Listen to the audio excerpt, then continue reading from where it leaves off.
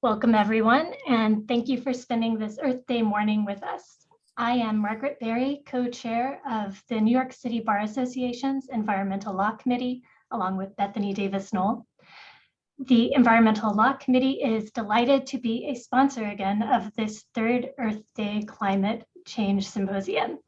It has been a pleasure to work again with the New York State Bar Association's Environmental and Energy Law section, which is known as EELS, like the animal for short, to plan this event. And we are grateful to our other sponsors, the City Bar's Energy Committee and International Environmental Law Committee, the Sabin Center for Climate Change Law, and the Columbia Climate School. Thank you also to Martha Harris and the rest of the staff at the City Bar who have supported us in presenting today's event.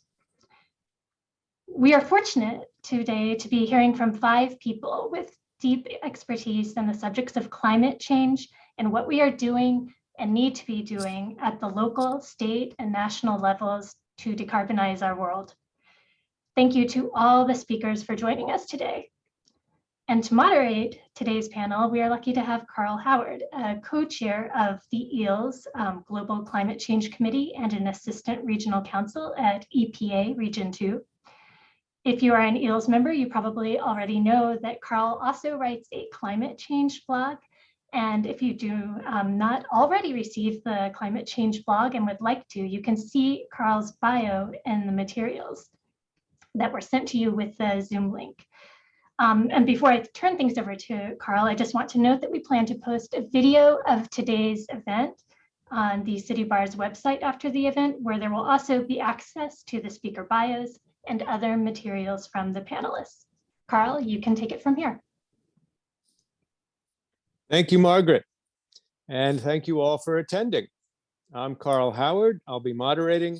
Happy Earth Day to you all, April 22, 2022.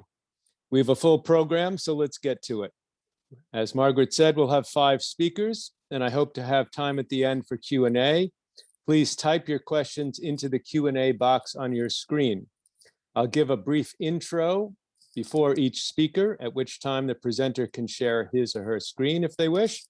A lengthier bio is in the handouts Margaret mentioned. Each speaker will talk for about 20 minutes. I have turned off your cameras and mics, so don't worry about that. I will turn on my camera about 18 minutes into each presentation as a signal that they have 2 minutes left. Our first speaker is Professor Ruth Dufrese. Professor, you may share your screen now if you wish.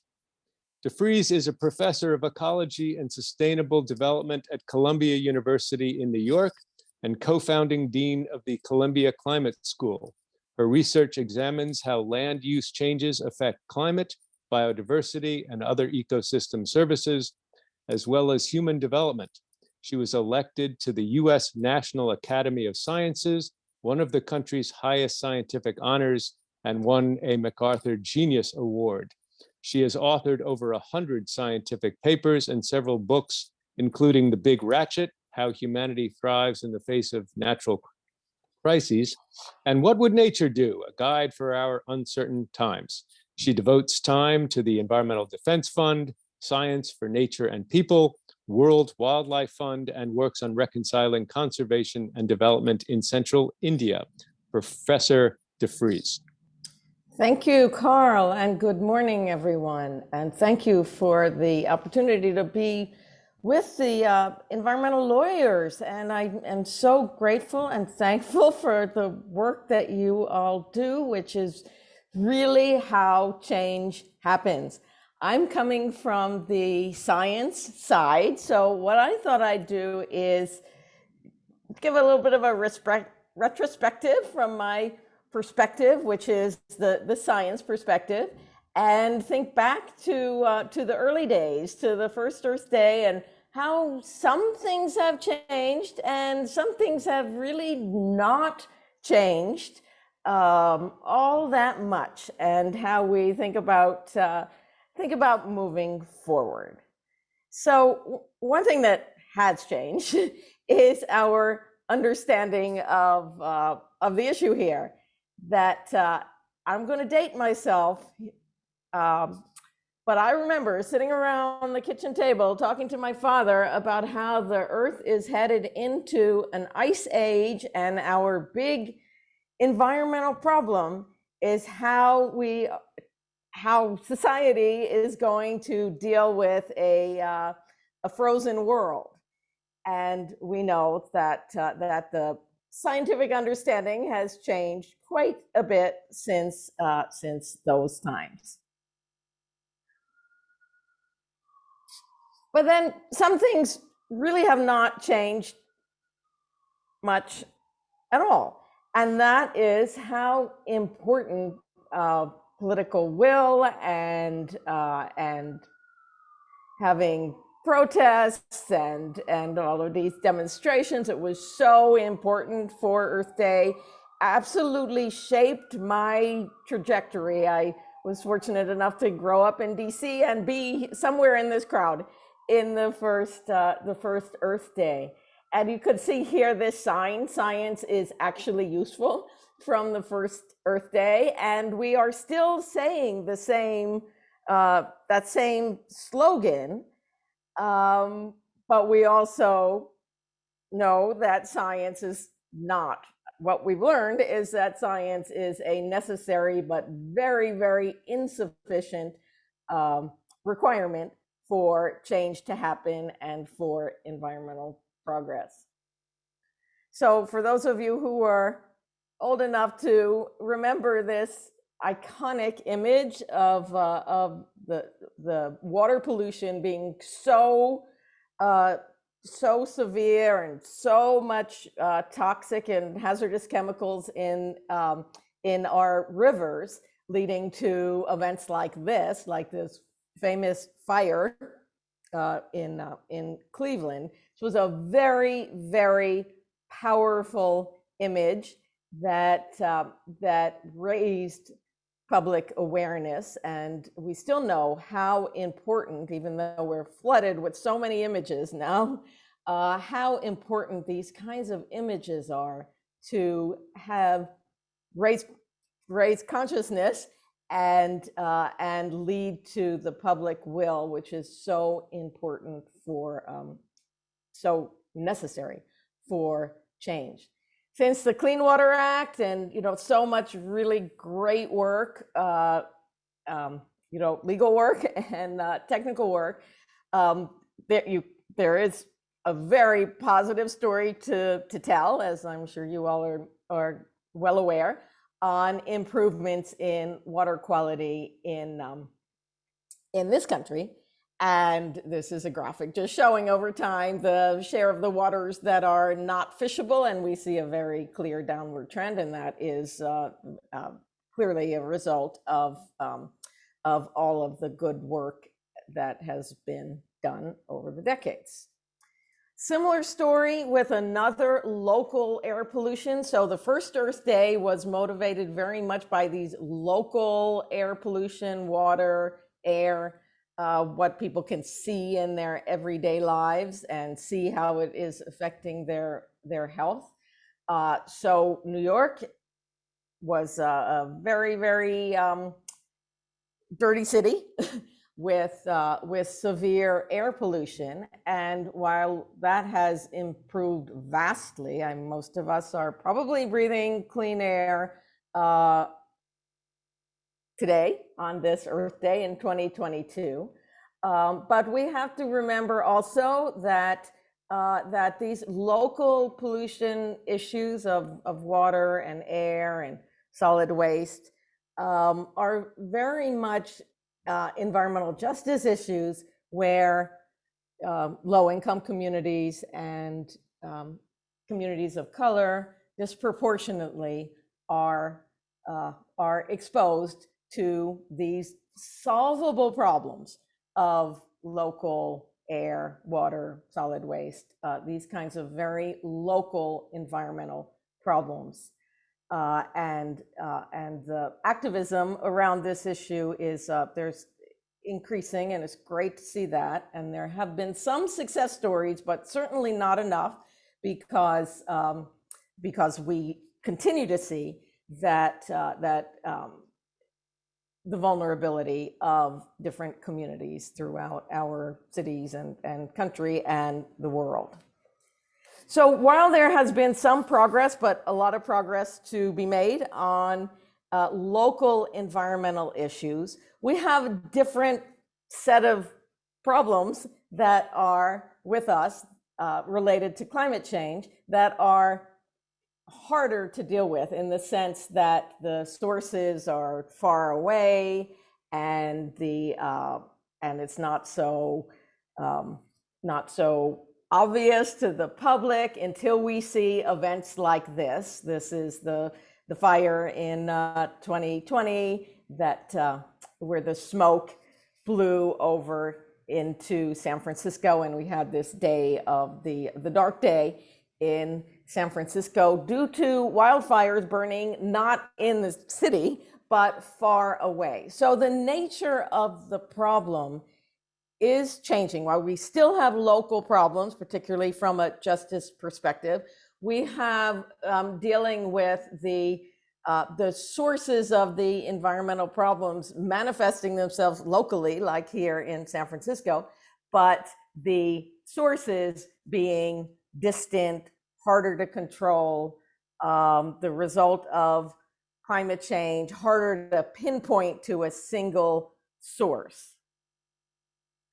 Also, with these local pollution issues, which we largely think about as solved or solvable in this country, is still very, very severe problem in many places around the world. So in Delhi, I work a lot in India, so I try to avoid that city.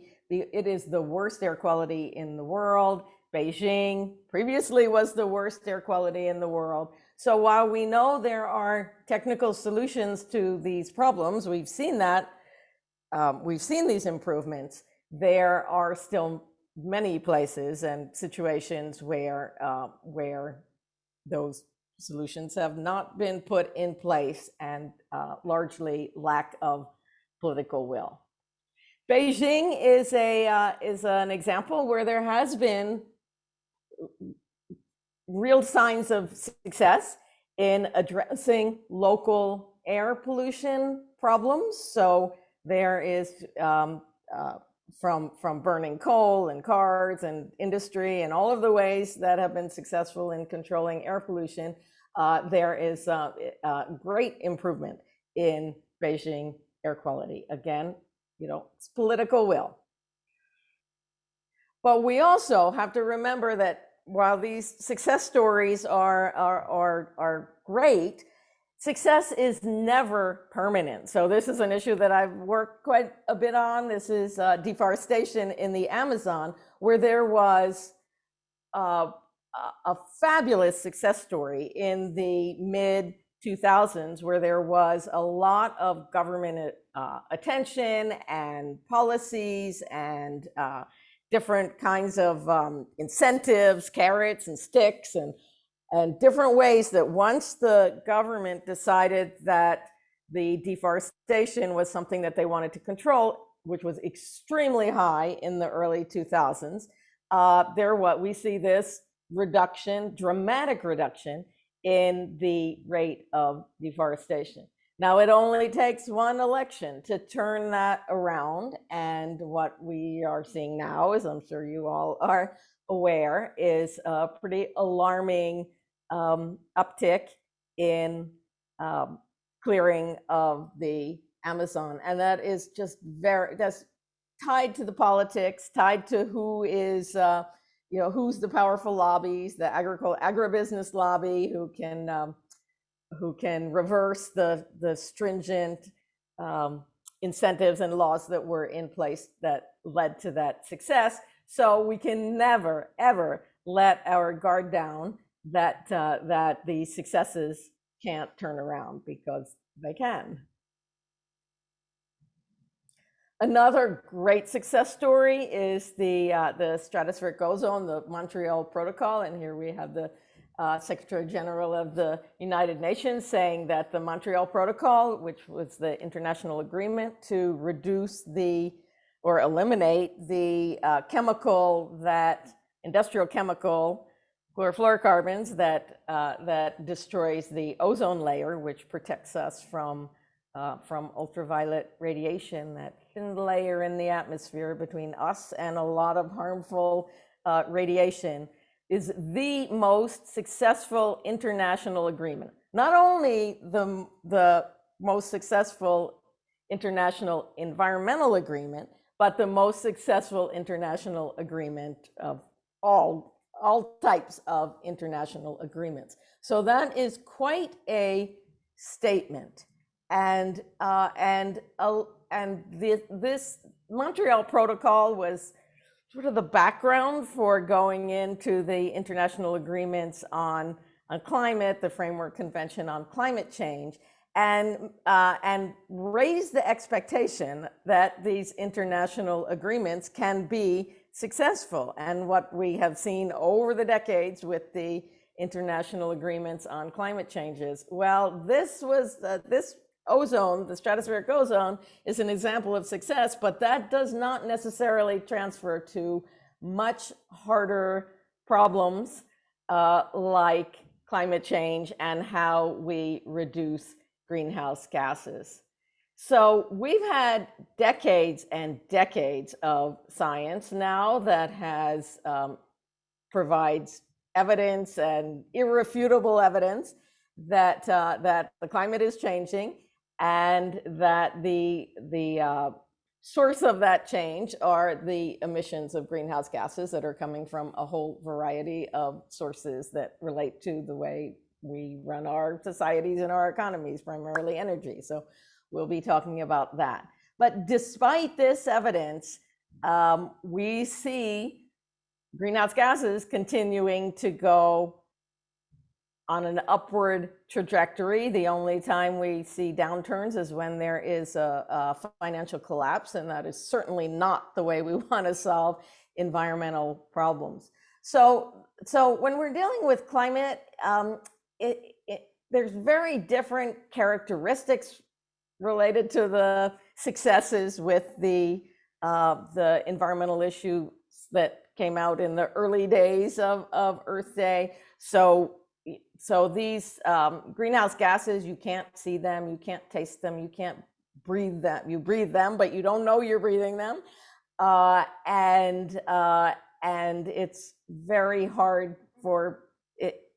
It's just less concrete and less observable to people in their daily lives, as with the fires on rivers or the smokestacks and local air pollution. So it's such a harder challenge to get that political will and public understanding of how their lives really are affected by this increase in greenhouse gases, but they don't see it, taste it, or feel it. The climate change issue is just so much harder than the stratospheric ozone, because the primary source, fossil fuels, is what undergirds our entire world economy, as opposed to a single industrial chemical for which there was a ready substitute. The ramifications of shifting away from fossil fuels and reducing the greenhouse gas emissions from all the multiple sources is just so much more daunting and more impactful and more fundamental to the way that we run our economies than the stratospheric ozone. So the Montreal Protocol kind of set us up for an expectation that has not yet been realized.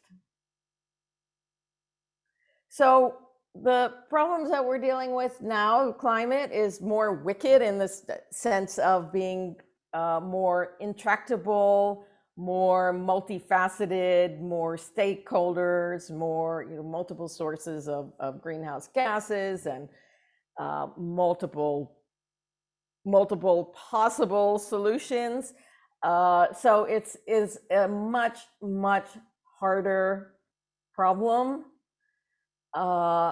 But coming from the scientific side, I could say that the issue at this point is not really from the science. There's been decades and decades of science that have highlighted the problem.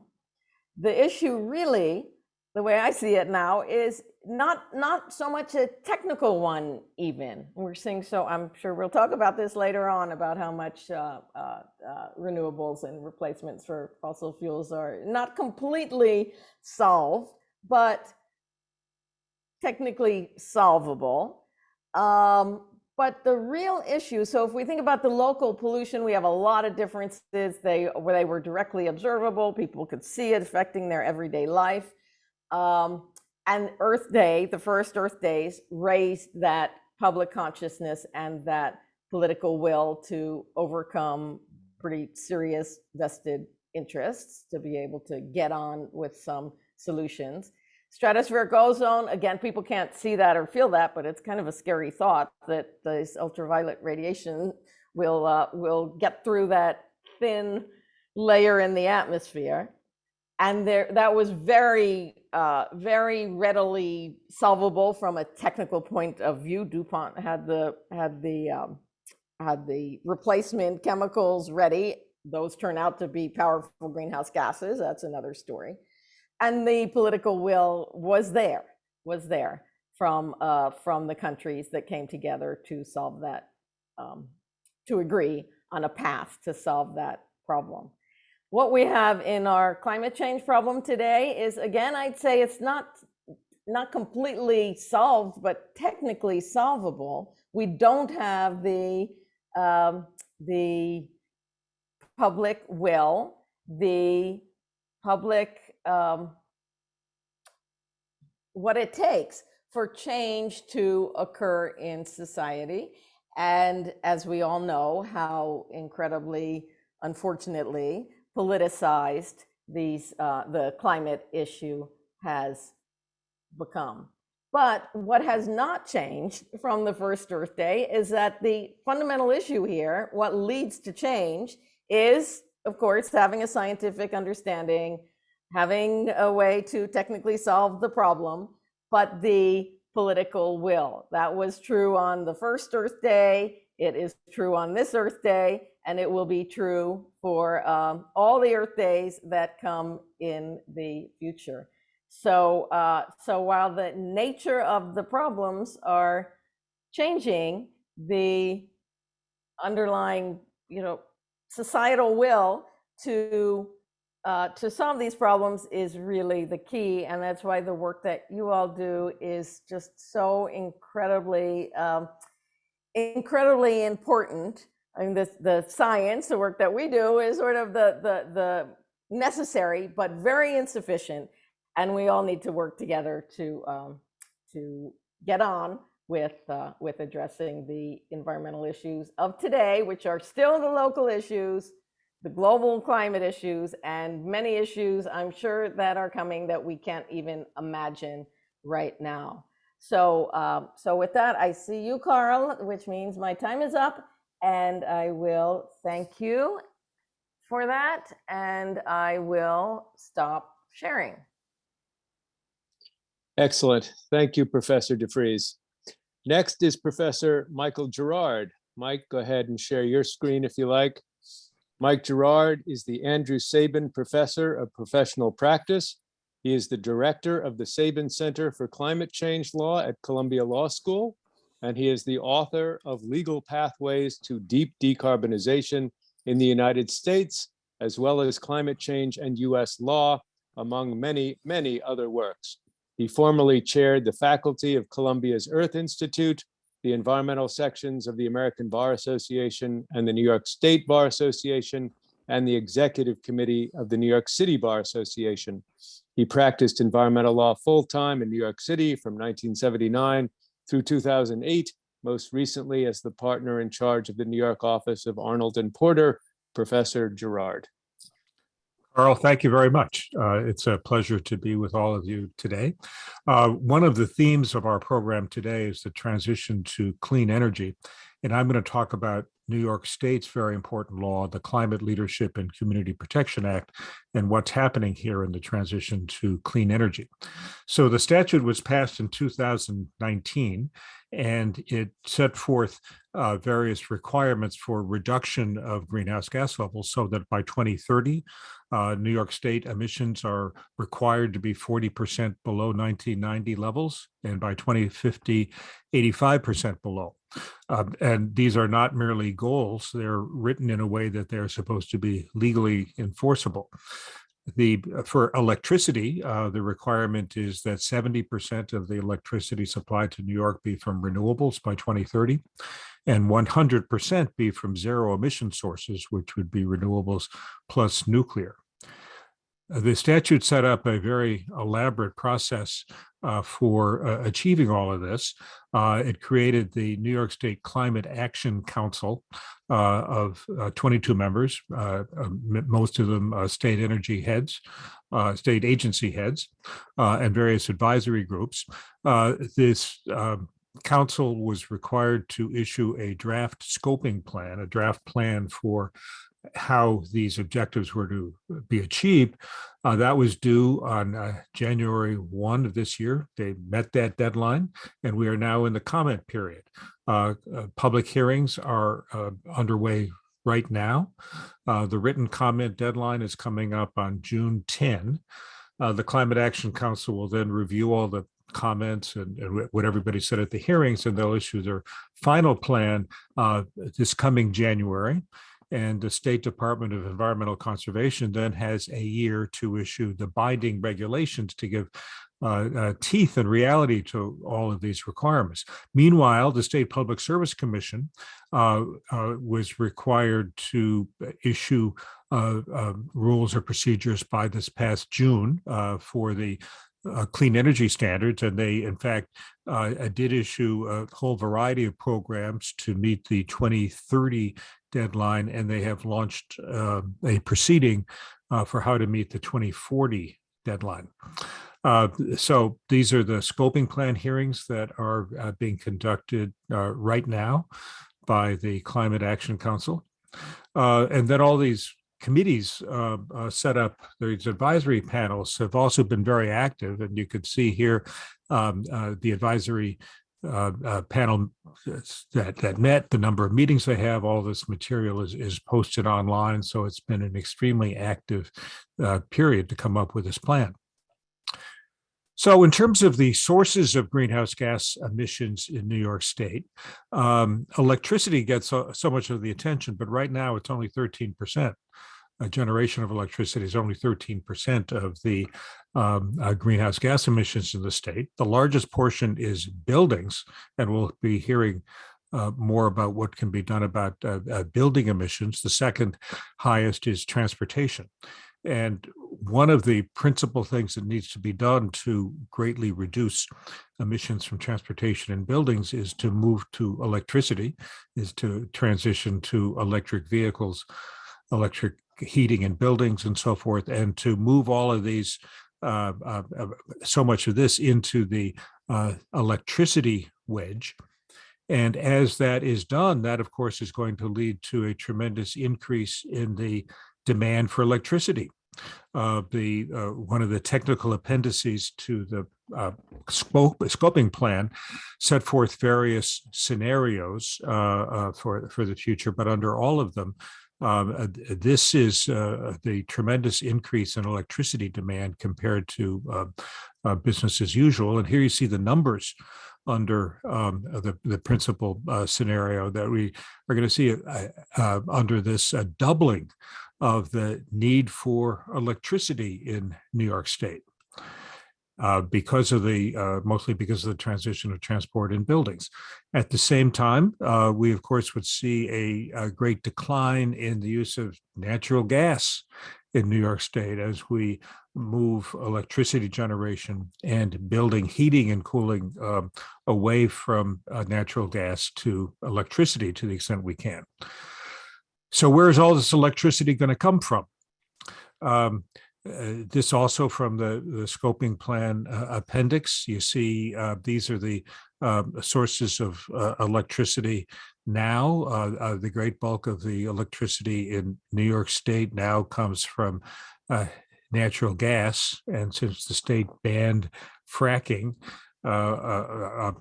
much or most of this natural gas comes from Pennsylvania, from fracking in Pennsylvania. So we've managed to export our fracking demand. But we see a tremendous increase here in electricity, and the largest portions of it are solar and wind. The numbers behind this, again, from the same appendix, this is the total amount of capacity in 2020 from each of these sources. This is what the report has for 2030, and here is what it has for 2050. And in this, I've compared the number of the amount needed to sort of the largest proposed or actual facilities in New York of this sort. Just to put it in perspective, a good-sized nuclear power plant has a capacity of about 1 gigawatt. So you can see what these numbers mean. So for land-based wind, we need to be going up to the equivalent of 25 of the largest proposed wind farms in New York State. For offshore wind, right now we don't have any operational. We need the equivalent of 16 big farms for solar, the equivalent of 231 very large utility scale solar farms. Now, not all of the solar will be utility scale. Some of it will be a rooftop, other distributed. But this is a lot of solar. We have very little battery storage now, but we need a huge amount of it to help make up for the intermittency of wind and solar. The Indian Point nuclear power plant, both units of it have now shut down, but there's still 4 smaller nuclear power plants upstate near Lake Ontario, and this assumes that a couple of them are still going to be around. Some new hydro coming down from Canada, I'll mention that in a minute. And then zero carbon firm resource, which is sort of a fudge factor. They're not quite sure where this is going to come from. We're going to need a lot of it by 2050. It may come from hydrogen.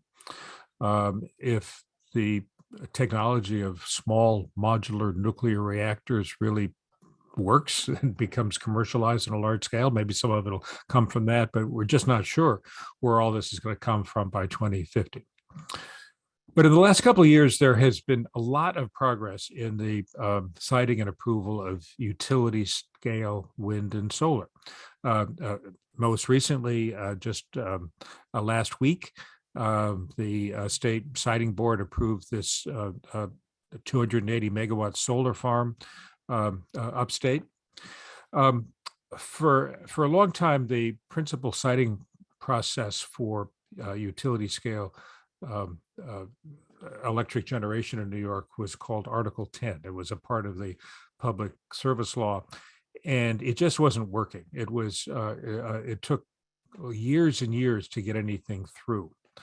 The project that had gotten the furthest along was called the Cassadaga Wind Project, which was first applied for in 1994. 4 years later, it finally got its approval as the first utility scale renewable project approved under Article 10.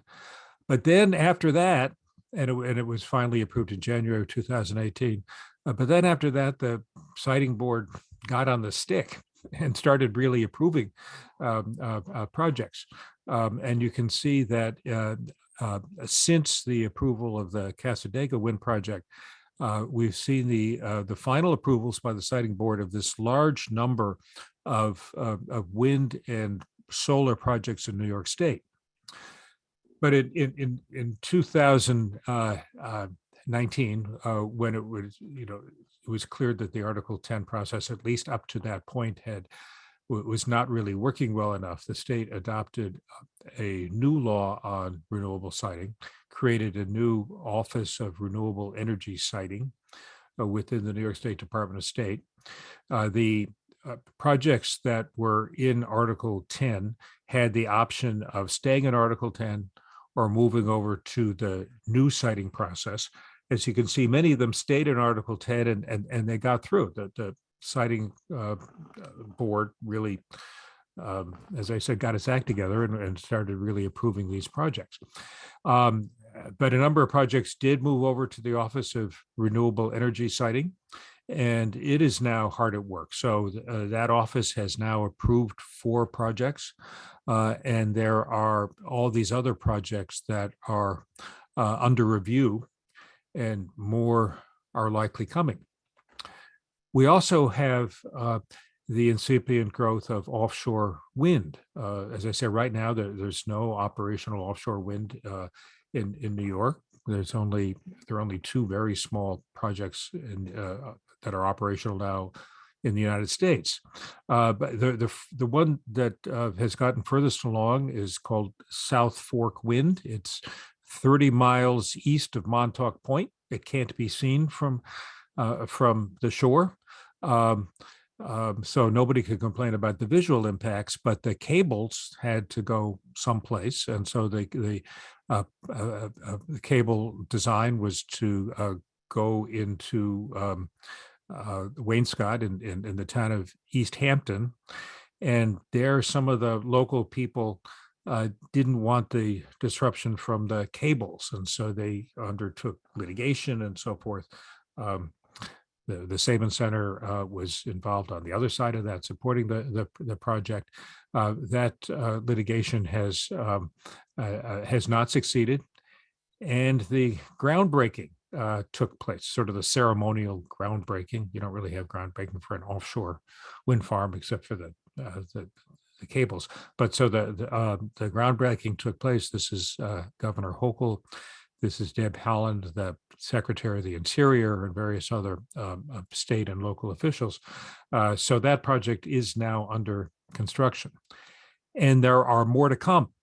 That's the South Fork Wind Farm, as we talked about, but there are several other wind projects that are planned off Long Island and the associated substations that would handle the power. And to accompany all of this offshore wind, the state has plans to be developing a manufacturing infrastructure in different parts of the state in order to provide the equipment and the services that are needed to build and service all of this offshore wind. So New York is really seeing this as a major opportunity for economic development. Beyond that, the U.S. Bureau of Ocean Energy Management, part of the Department of the Interior, which controls the offshore lands, the subsurface lands, conducted an auction in February for 6 sites off New York and New Jersey. They were amazed at the size of the bids that came in. The winning bids added up to $4.37 billion. And so these are going to be new offshore wind projects. Most of them will probably be credited more to New Jersey than to New York, but we're seeing a big development there.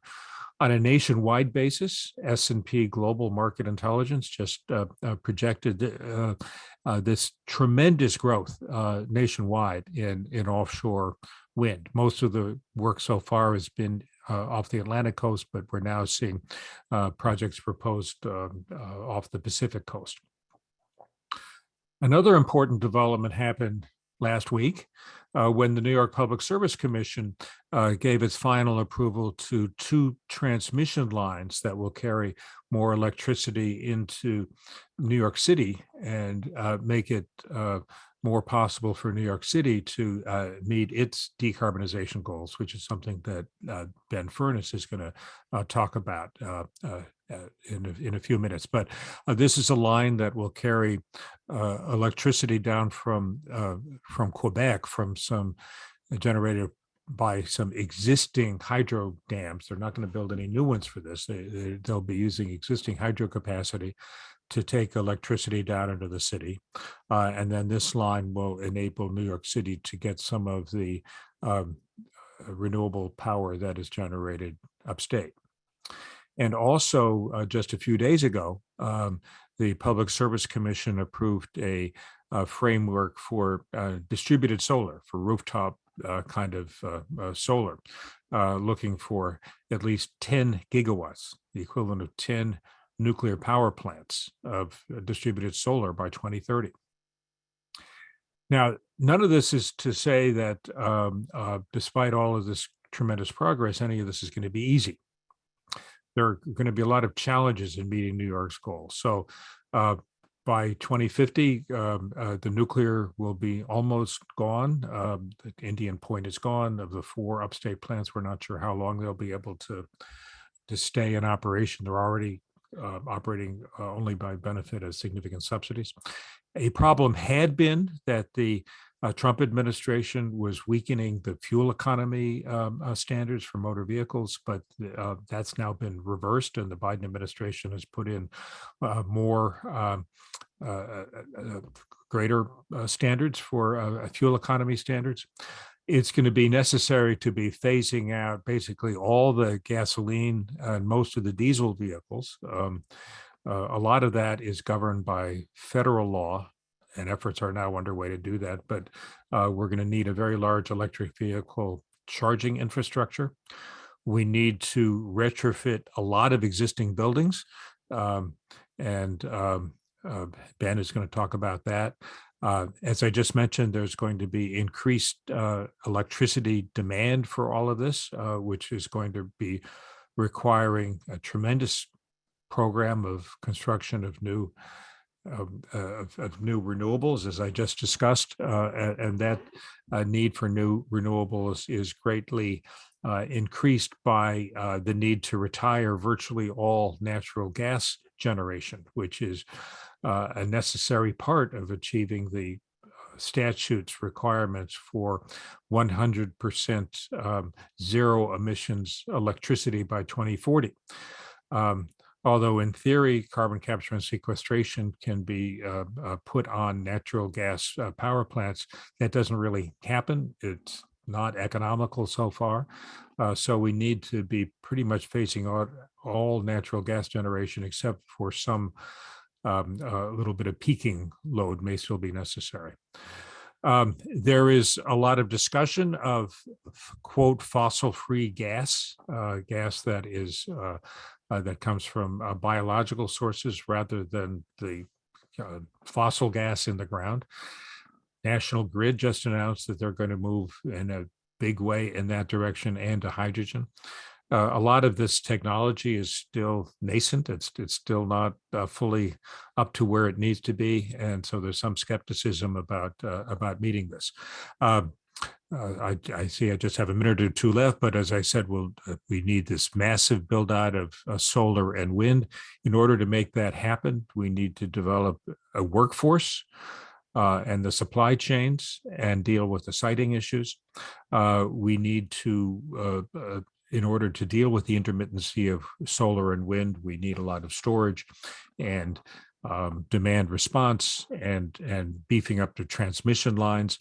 And finally, there are some sectors of the economy which are much more difficult to abate, certain industrial sectors and the agricultural sectors. But so there are major challenges ahead, but we are making tremendous progress. Thank you all.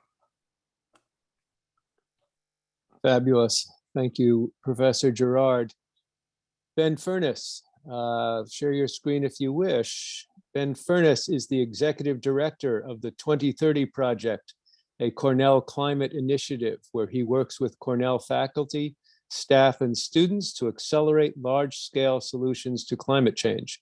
He graduated magna cum laude from NYU School of Law and received his BA in Government and Economics from Cornell University. He worked in the New York City Mayor's Office, including as Director of the Mayor's Office of Climate and Sustainability, working to decarbonize the city's buildings, develop renewable energy and sustainable transportation, reduce the climate impact of municipal operations, and advance environmental justice.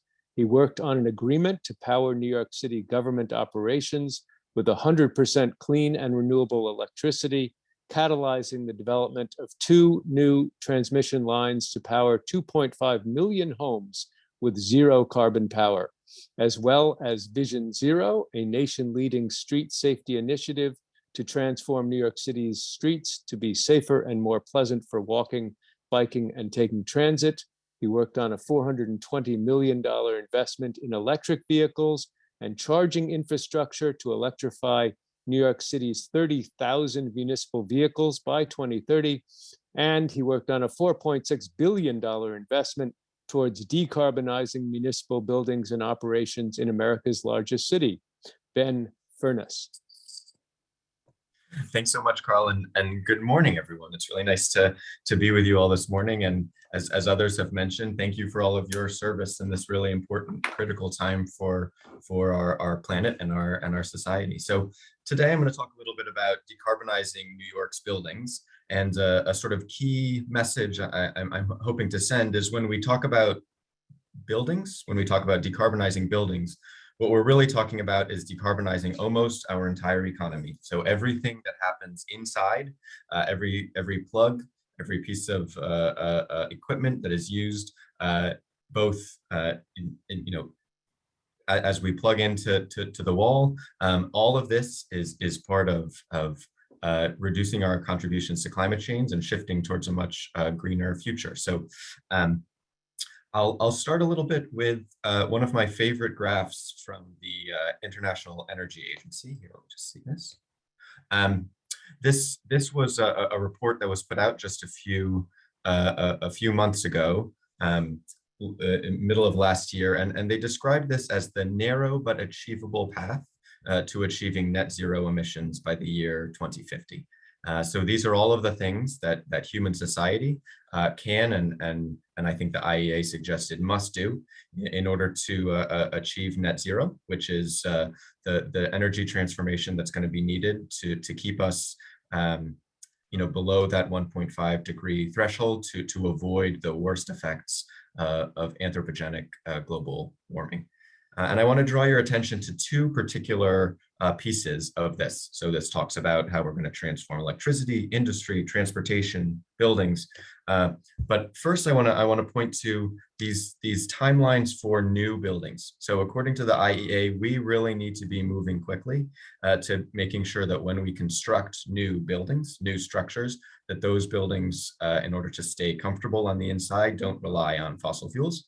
And rely as much as possible on electricity, as Michael mentioned, and making sure that electricity is coming from clean, zero carbon, renewable sources of power. Similarly, there's obviously an enormous number of buildings that currently exist. It is often said that in the year 2050, 90% of the built environment is going to be exactly the same as it is now. So a huge part of the task ahead is to deal with the fossil fuels that we currently burn in existing buildings to keep us warm, to keep our water warm, and to the fossil fuels that are needed to generate the electricity to cool those spaces and to power all of the economic activity that's happening inside. So when we talk about greenhouse gas emissions, as Michael mentioned, in New York City, this is scope 2 emissions. So these are the emissions that are attributed to all of the people who live in the city of New York. Emissions overwhelmingly come from the fossil fuel used to heat and cool and to power our buildings. So here you see buildings, it's the purple chart here. You see transportation, which are the fossil fuels, largely gasoline that's burnt and diesel that's burned under the hoods of our cars and trucks. And then waste, you see the methane emissions associated with our waste stream. The 2050 goal is this yellow horizontal line. We are hoping that between 2020 and the year 2050, we are going to dramatically reduce the greenhouse gas emissions associated with each of these important activities. Now, one thing I'd like to note is that when we talk about building emissions, we're really talking about a combination of things. First, as I mentioned, it's the electricity that is used in the air conditioners and the plugs that are inside in our buildings. So every appliance, every computer, every server, all of this, anything that's plugged into the wall, that is considered a building emission. Secondly, there's the building systems themselves. So your boiler, your hot water heater, things that you actually are burning fossil fuels on site in order to keep the interior of your buildings comfortable, and in order to make sure that the water we use when we wash our hands or take a shower is at a comfortable and nice temperature. So it's a couple of different problems that we're seeking to solve all at once, all lumped into the category that we describe as building emissions. This is another way of thinking about that same dynamic. So when we look at this, you see residential buildings mostly get their the emissions associated with a residential building is largely from natural gas and some fuel oil. And that natural gas is natural gas that is burned in the basement of buildings, in the boilers or in the furnaces. And it's also used in the hot water heaters in order to heat water. You see the electricity used for our televisions or our computers when we're at home. That all goes into residential emissions. For a small fraction of buildings in New York, fewer and fewer, some are still relying on deliveries of fuel oil, which is a much dirtier method of heating our buildings. And I think a great triumph of the Bloomberg administration and coming into the de Blasio administration was the phase out of some of the dirtiest fuel oil, and a shift from fuel oil number 6, which was heavy and extremely dirty, fuel oil number 4, and shifting down to fuel oil number 2, which is the cleanest, lightest fuel oil, or to natural gas, which is cleaner still. And the trajectory is towards electrification. In commercial and manufacturing, you see a more even split, largely because we don't tend to shower in our commercial buildings, so we don't need as much. The hot water need is less, and the amount of heating needing for interior comfort is a little bit less. So we see a more even split between natural gas and electricity load. And the electricity in commercial and institutional settings, that's essentially all the electricity that is used to run our economy, all of the economic activity that happens inside buildings, whether it's refrigerators in a bodega or servers on a trading floor. This is all the electricity that generates some amount of fossil fuel fossil fuels are used to generate that electricity, and that contributes to greenhouse gas emissions. So what is the sort of to-do list to decarbonize this entire sector of our economy that we refer to as building emissions? And I think we can organize some of the local laws and the sort of de Blasio era going back into the Bloomberg era ambitions around decarbonizing in a couple of different buckets. The first is to improve the efficiency and electrify existing building systems. So these are all of the fossil fuels that are burned on site, and thinking about ways to take existing buildings, improve the efficiency of all their existing systems, and shift more and more away from fossil fuels towards electricity, and reduce the overall amount of greenhouse gas emissions associated with heating our buildings, keeping us comfortable, and powering the indoor activity. And this is a blend of shifting towards cleaner fuels, so that fuel shift from fuel oil number 6 to lighter and cleaner fuels, and also towards electrification.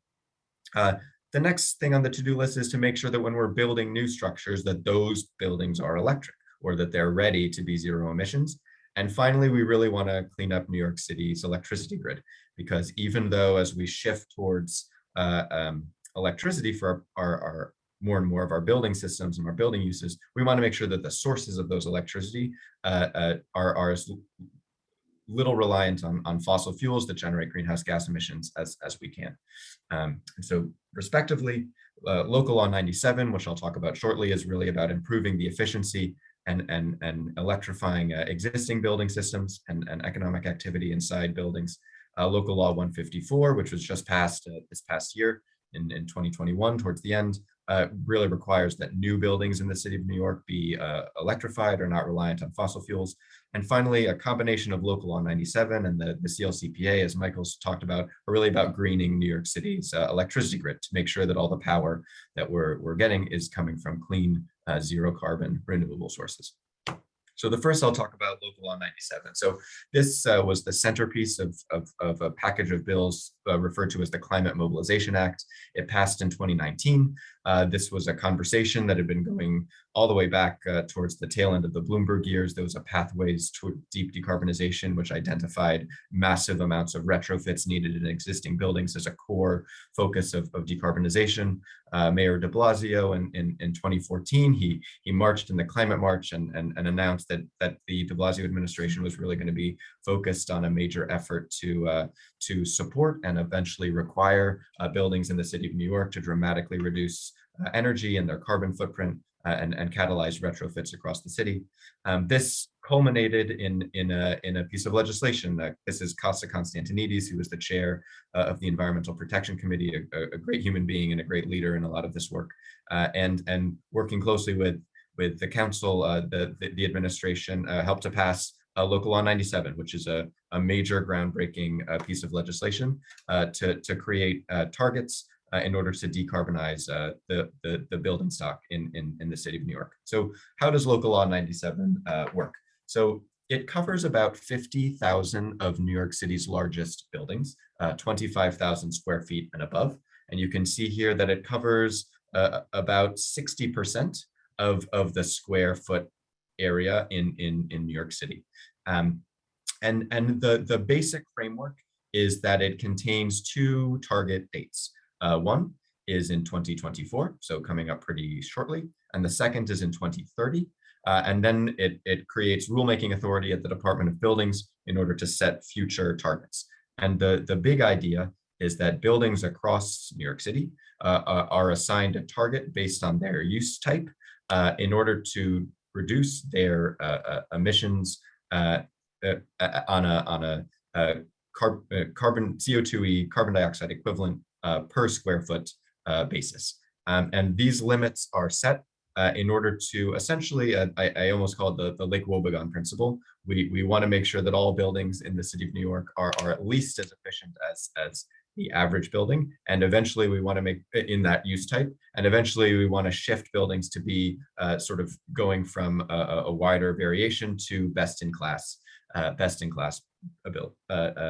performance. So we see here that the 2024 limits are set that about 80% of current building operations are under the limit, so they are operating effectively and wouldn't be subject to some level of monetary penalty, and about 20% of the worst performing buildings or the buildings with the highest emissions would be outside. And as the years goes on, we head towards a 2030 limit, which holds buildings to their highest ambitions. Meaning that about they're expected to perform about as well as the 75th percentile currently in buildings in their use type. So there's sort of two main ways that the law works. First, there's, as I described, emission intensity limits that are assigned to different use categories based on the use that the building is in. Obviously, the most efficient multifamily residential building will be different than the most efficient trading floor on Wall Street, right? We're not trying to compare apples to oranges. We're trying to set thoughtful targets to make sure that each type of use is operating at best in class, and that we're supporting the development of highly efficient economic activity using the best available technologies. So we have 10 right now use groups that are assigned emission intensity limits. These are assigned on a kilogram of carbon dioxide equivalent per square foot, assigned to the different use groups. So this is just 3 of the 10 use groups, just to give you a sense of this. So occupancy group R2, which is apartment buildings, group B, office buildings, hotels. We also have industrial and all sorts of different categories under these 10 use groups. Right now, the Department of Buildings is undergoing a pretty ambitious exercise as part of their rulemaking to spread out even more, to have a much more granular set of targets. Right now we have 10 use groups. We're looking to assign targets to over 100 different use groups to make sure that the targets associated with particular types of economic activity make sense for that particular use. For another set of buildings, there's we call it a prescriptive measures path. This is primarily in rent stabilized or rent regulated residential buildings. Buildings with more than 35% of the units are rent regulated, rather than a sort of flexible performance based target. This is a set of things that are sort of thoughtful and appropriate for them to be doing to make sure that their building systems are operating appropriately to reduce emissions, and that they're being held to a standard to make sure that they're reducing their emissions as much as is reasonable to expect from a lot of these buildings that are operating at pretty thin margins. So what does this really mean? This is sending a very dramatic price signal through the entire economy of New York City. So we call them penalties, but I would almost describe it as a price signal, as I said, is $268, up to $268 per metric ton of CO2e over the particular building limits. This is linked to the social cost of carbon, and it means that it's a fairly flexible target that allows building owners many different paths of coming into compliance with this law. And what this is designed to do is to spur an entire set of economic activity to dramatically reduce emissions associated with buildings, and to help us hit these really ambitious and challenging greenhouse gas emission reduction targets that we're all working so hard to do. So to talk through a little bit some of the paths that we're talking about, this could be everything from energy efficiency upgrades of building systems, building energy management systems to make sure that you're more finely, granularly adjusting temperature at appropriate times, or lighting. You can building owners can work with their tenants. So this is particularly true in commercial spaces where a building owner might have lots of different tenants with lots of different energy use intensities and activities to try to improve the efficiency of their operations. We will see fuel switching, where folks who are still burning dirtier fossil fuels, heavier heating oils, encourage a shift towards either shifting from heavy fuel oil number 4 to number 2, or switching perhaps onto natural gas, or more likely shifting all the way to heat pumps and electrification of building systems.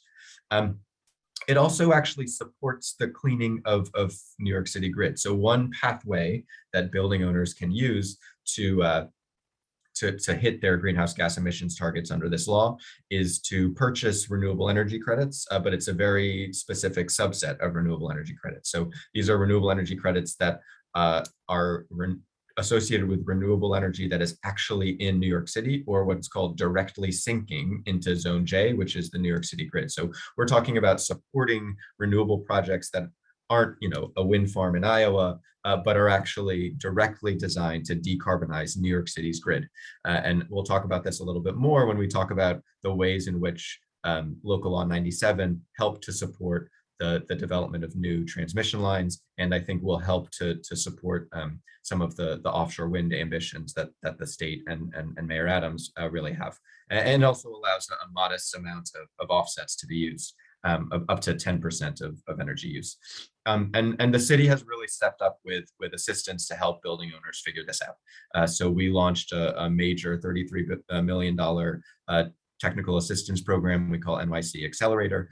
This provides personalized technical assistance to any building that's subject to Local Law 97, or really anyone who's interested in dramatically reducing the fossil fuel usage in their buildings and shifting towards cleaner operations. It's free. It provides personalized technical assistance. The ambition was to have building owners sign on the dotted line, and everything else their hand will be held through this entire process. We also have new financing tools. So part of the Climate Mobilization Act authorized what's called PACE financing, property assessed clean energy financing, which is a way to take out a loan to do some of this really important decarbonization work and pay it back on your property taxes. So the loan runs with the property rather than with the borrower, and it means that folks are able to get much more favorable financing. And so what are we anticipating from this? So this is an urban green study. We anticipate we will see a $20 billion market in energy efficiency and clean building upgrades develop in the city of New York over the next decade. And the targets are set that we're aiming for towards a 5.3 million metric ton greenhouse gas reduction. This is equivalent to the entire emissions of San Francisco. And we talk a lot about carbon and greenhouse gas emissions, but a huge part of what drives us and what I think what drives all of us is all of these greenhouse gas emission reductions come with proportional air quality and health improvements in the buildings themselves and in the neighborhoods where these buildings sit.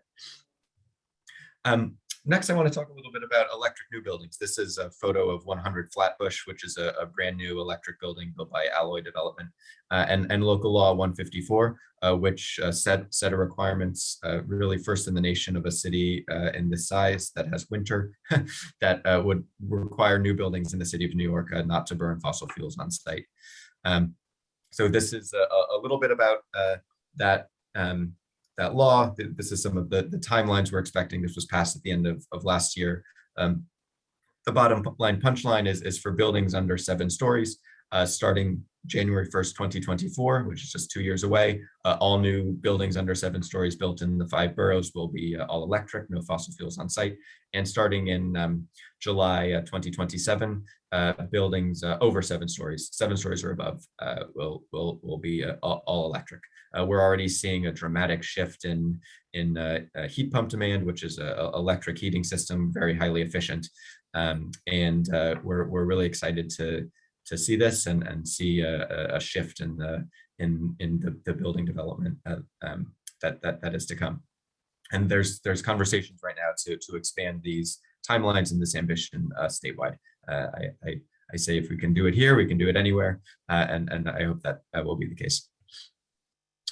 Similarly, this we anticipate will have pretty substantial cumulative avoided greenhouse gas emissions. So we're looking to shift from boilers to heat pumps and from gas stoves to advanced induction stoves. And this is nice. It's not just heat pumps are pretty remarkable devices. They're not just they don't just shift one-to-one the amount of energy from fossil fuels on site to fossil fuels on the grid. They're actually far more efficient than boilers, and so you see an aggregate much smaller energy use in order to keep the same amount of space comfortable, warm, and cool.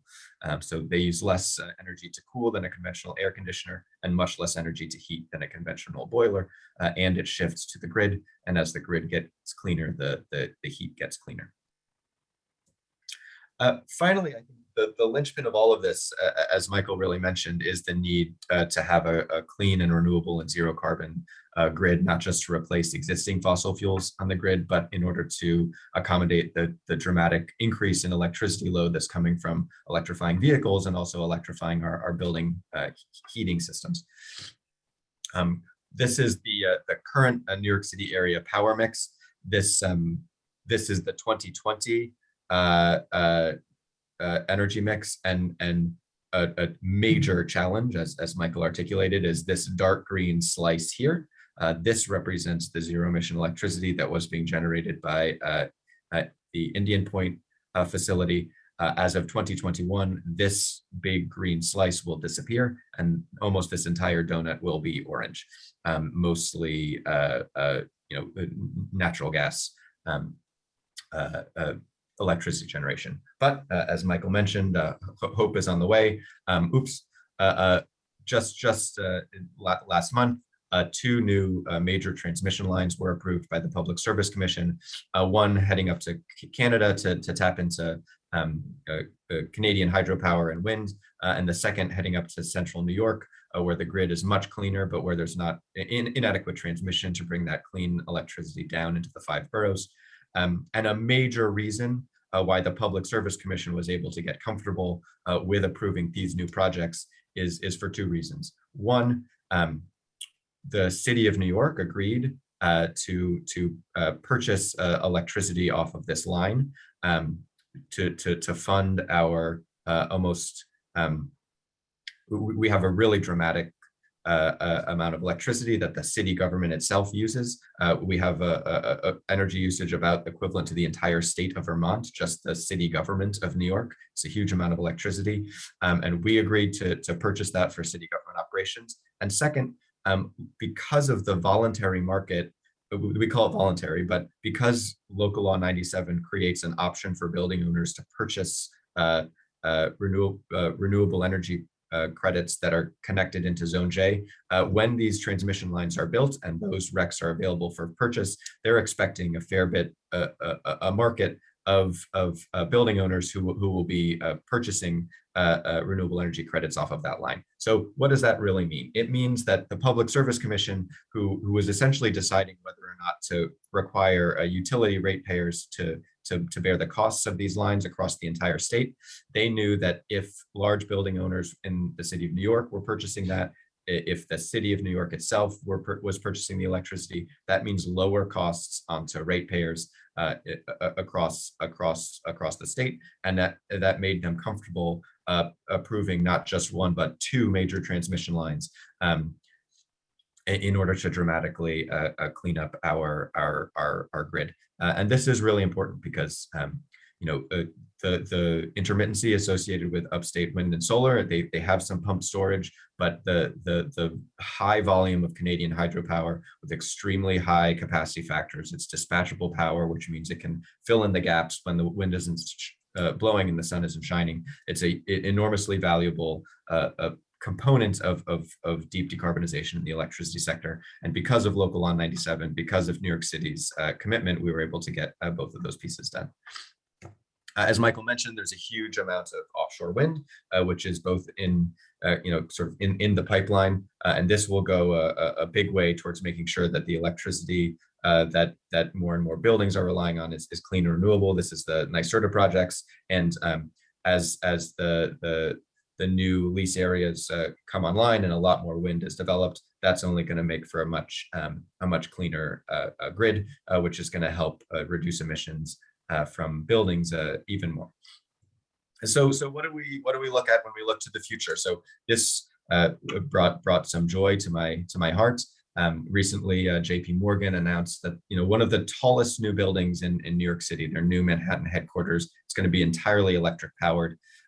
You sort of see it's set to be completed around 2025. So this is well in advance even of the requirement that new buildings be electric. So we're already seeing a major shift in the market and the trajectory of New York City development. It's development that is transit oriented, it's development that is all electric, and it's development that is reliant on renewable sources of electricity. We will often hear that some of these requirements, are anti-growth, or it's designed to stifle or discourage economic activity in the 5 boroughs. I really think about these requirements as shaping the type of future that we want. So we want to be investing in efficiency, becoming the world-class experts in decarbonizing existing buildings, and continuing to lead the world in development technologies and new buildings that will be all electric, zero carbon, to build the kind of city with clean air, lots of good jobs, and climate friendly and safe that we're all looking to live in. So thank you so much, and looking forward to the conversation. Thank you, Ben Furnas. That was fabulous, or as you are now known, Ben Heat Pump. It's Rebecca. Rebecca Izakowitz, please share your screen if you wish. Rebecca Izakowitz is Deputy Chief of Staff at the Department of Energy's Office of Energy and Efficiency and Renewable Energy. She comes with over a decade of private sector, nonprofit, and governmental experience in the energy efficiency and renewable energy sector.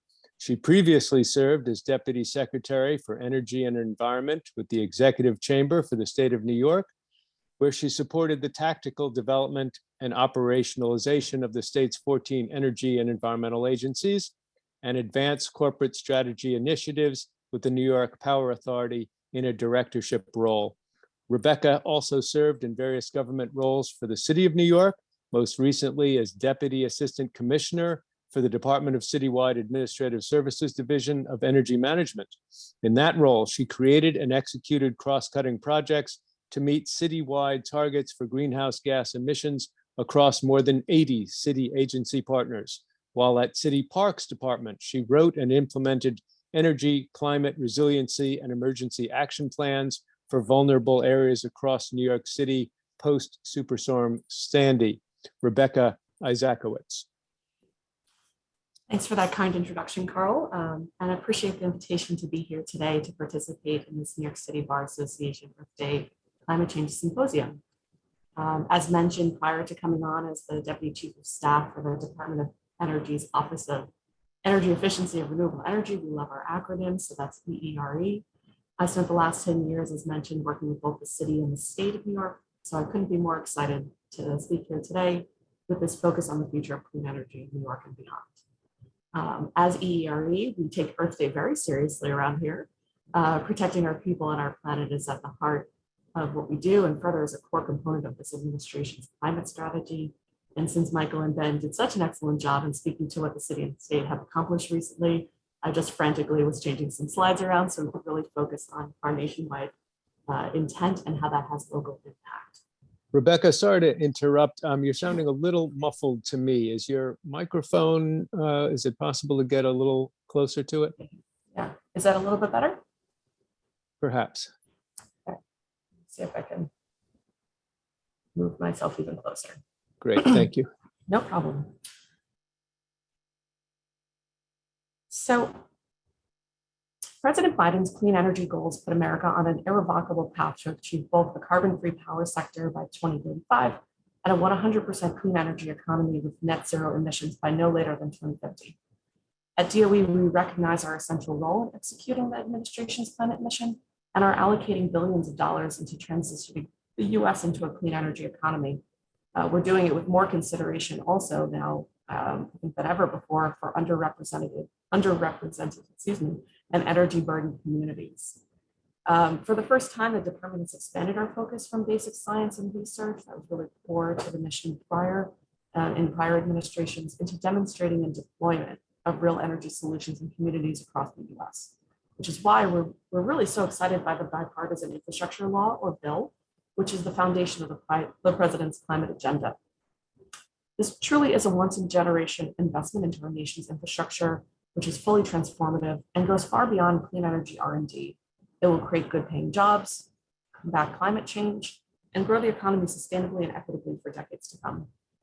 Bill includes more than $62 billion across 60 new programs of the Department of Energy.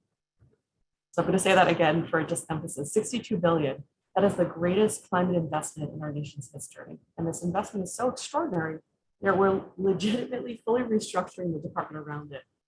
When I recently started, and this was relayed to me, I just, to recognize that we were restructuring a federal agency around an investment that was made, I think it's truly extraordinary.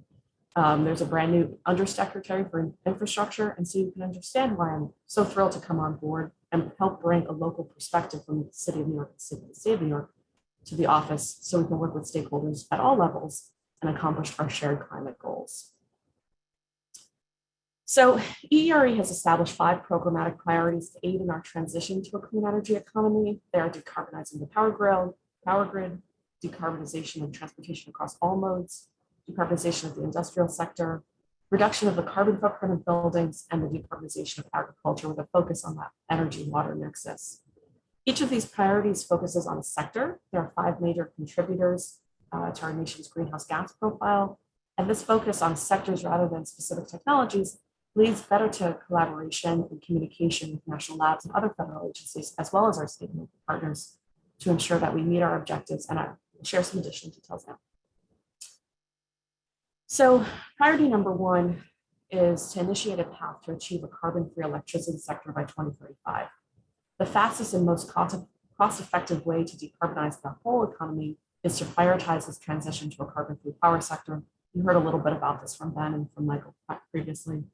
And this integration of more renewable energy generation onto the grid while ensuring it is reliable, secure, and resilient is a core principle of really how we can look to achieve some of these targets. ERE's 4 renewable power offices, which are solar, wind, water power, and geothermal, are hyper-focused on accelerating the deployment of existing resources and driving down costs. Wind and solar are already fairly cost competitive in many parts of the country. We're seeing some of those changes here locally. Heard Michael talk about the Office of Renewable Energy siting, that will be a key contributor in ensuring that siting costs the soft costs of construction don't end up costing more than the capital construction themselves. But meeting these climate goals will require a substantial increase in the deployment of these clean energy resources across the entire country. So in March of 2021, DOE announced the goal of cutting the cost of solar energy by 60% by 2030. That same month, we announced a similar goal to deploy 30 gigawatts of offshore wind by 2030. Some of that was in the bids that came out of BOA, which is the out of the Department of out of NOAA around offshore wind opportunities. And we'll continue to focus our R&D efforts to bring down costs even further so that we can reach cost parity everywhere in the United States, which is, regardless of urban, rural, suburban, and remote regions. Another huge area of focus in grid decarbonization is our work to ensure transmission, storage, clean firm power are all available when and where needed. Hydropower is a huge component of that. And the firm ensuring that we have the generation demand and energy storage technologies needed to integrate renewables onto the grid is why we're working so closely with the Office of Electricity, which is a separate office in the Department of Energy, and other applied offices through the Grid Modernization Initiative to understand how to plan for and operate the power systems of the future. This effort will target high impact data analysis and decision support for system planners, regulators, and policymakers to accelerate decarbonization of generation and electrification. This is all while safeguarding reliability and resilience with emerging technologies such as grid energy storage. Furthermore, in July of 2021, DOE announced the long duration energy storage Earthshot, which establishes the target to reduce the cost of grid scale energy storage by 90% for systems that deliver 10 plus hours of duration within a decade. This is wildly significant because cheaper and more efficient storage will make it easier to capture and store higher penetrations of renewable clean energy for use when and where energy generation is unavailable or lower than high-scale demand. And frankly, energy storage goes far beyond batteries. Hydropower and pump storage are important sources of renewable flexible generation and energy storage, which help the grid integrate wind and solar. Hydropower is used extensively for power system flexibility and resilience. And as you heard from prior presenters, is an even deeper piece of New York City integration and energy mix now. While these electricity systems will also create good jobs for workers currently employed in fossil fuel related occupations, we're very focused on how workforce development can impact this carbon-free electricity sector. So ER's second programmatic priority is to decarbonize transportation across all modes.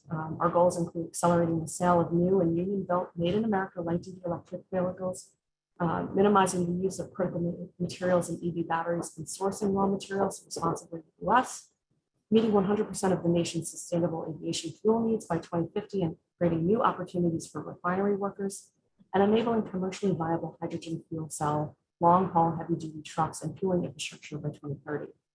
We will support the national build-out of EV infrastructure with skilled and trained workers. And you may have heard in December of 2021, the Secretary of Energy, Jennifer Granholm, and the Secretary of Transportation, Pete Buttigieg, had signed a memorandum of understanding to create a joint Office of Energy and Transportation, really focused on ensuring how we can work cross-functionally throughout government.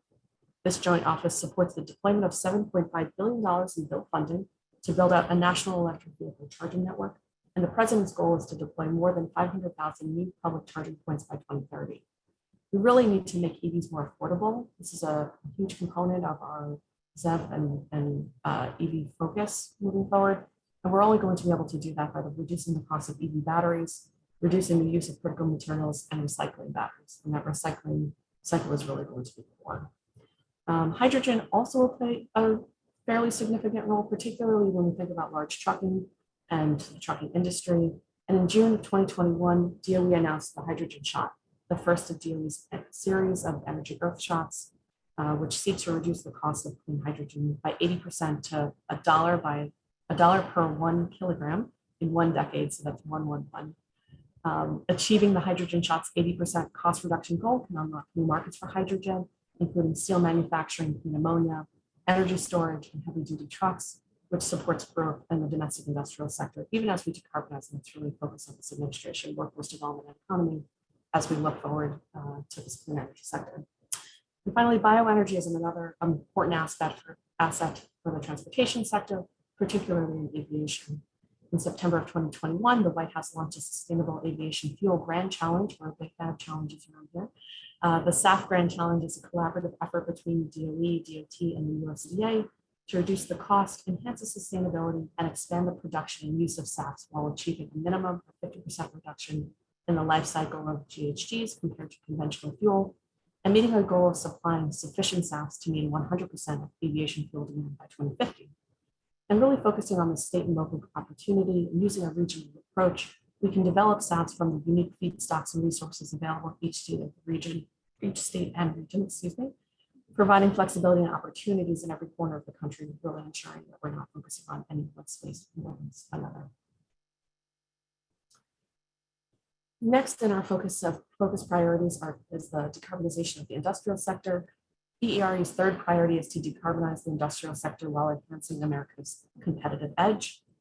We will electrify industrial processes with renewables, use hydrogen and other sustainable fuels to decarbonize industries like steel, capture and use emissions, and improve energy efficiency while engaging industry and labor stakeholders to ensure that this transition enhances U.S. manufacturing competitiveness, and doesn't detract from it.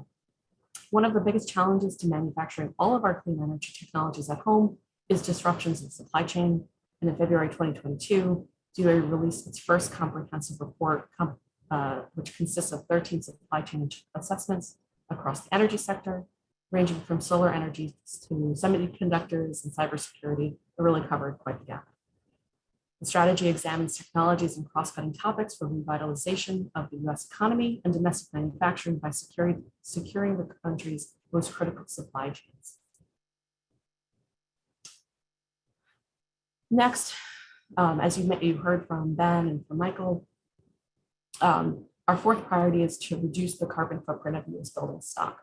While I was with the City of New York, that was my core focus, was working on the reduction of impact that the city's municipal footprint had, which was alone 250 million owned and operated square feet, 1,400 schools, wastewater treatment plants, police station, firehouses, you name it, the city has it. But even more broadly, there are over 125 million buildings in the United States, which have a combined energy bill of over $400 billion each year. We aim to reduce the carbon footprint while maintaining or improving affordability, comfort, and performance. And this priority will be accomplished by electrifying a significant share of building end uses that you already heard about, significantly improving the efficiency of those buildings and equipment, including both heating and lighting systems. We talk a lot about heat pumps and what building electrification can look like, but also focusing on building envelope opportunities, because if you are more efficient in heating and cooling, but that the hot air and cold air is going right out the window, doesn't unfortunately do all that much. And establishing better building energy codes and equipment appliance standards that are nationwide, not just city or state specific. Our research includes two fairly broad initiatives, which include the Grid Interactive Efficient Buildings and Advanced Building Construction Programs. The GEB building, so that's the Grid Interactive Efficient Buildings Initiative, works to enable efficiency, flexibility, and smart communication technologies for buildings to become clean and flexible energy resources. And DOE recently published the GEB roadmap, which sets a national goal of tripling energy efficiency and demand flexibility of the building sector by 2030 relative to 2020 levels. Both of these initiatives will require a highly skilled and trained workforce and are focused on creating good family-sustaining jobs. Beyond research, EERE has taken on numerous market stimulation activities to support integration of efficient building technologies into homes and commercial buildings, some of which we worked with them on while I was with the city. And some of these activities include supporting the Better Buildings Challenge, which works with a diverse array of partners to increase the energy and water efficiency of their building stock portfolios, giving homeowners, buyers, and renters access to efficiency information upgrades through programs such as Home Energy Score, the Home Performance with Energy Star, and the Weatherization Assistance Program. And finally, we provide technical assistance, support state and local governments and industry leaders on integration of these new technologies, workforce development, and expanding access to financing. Finally, EERE's efforts to develop and deploy building energy codes and equipment standards to help increase the efficiency of new homes, buildings, equipment across the country is help supported by DOE's newest energy codes, which are expected to save homes and businesses an estimated $138 billion over a 30-year period in energy costs. And finally, our fifth priority is to decarbonize the agricultural sector by focusing on energy water pathways and these nexus, supporting healthy forests and land-based sequestration. EERE has significant R&D investments in this area that can help drive a cleaner agricultural sector, and we're working very closely with the USDA on this. Potential here is immense.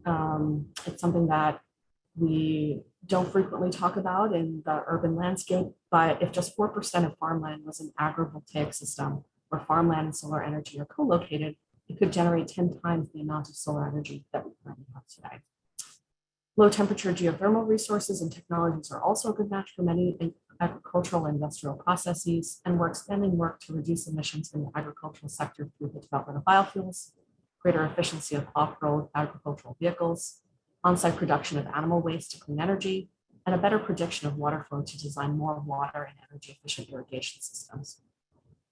One area of focus is how hydropower can be better incorporated into existing water systems, such as irrigation canals that stretch across the country. This integration would provide farmers a reliable form of energy on site and enable an easier transition to electric farming equipment and or decreasing, hopefully totally eliminating the need for diesel to power these technologies.